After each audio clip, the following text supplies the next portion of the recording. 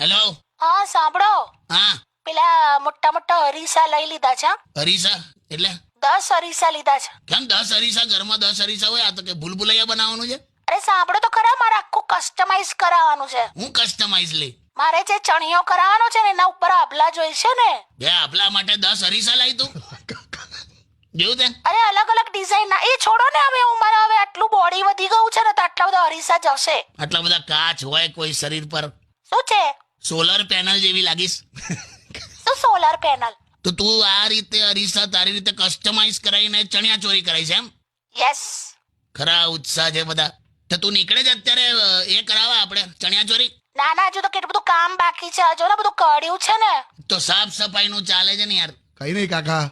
મને તો એટલા પગ દુખે છે, હાથ દુખે છે, કમર પકડાઈ છે. તે નવરાત્રીના પાસ કેન્સલ કરાવું? ના ના, હવે એવું કશું નથી. એ તો થઈ જશે હમણાં અડધો કલાકમાં. હે હા.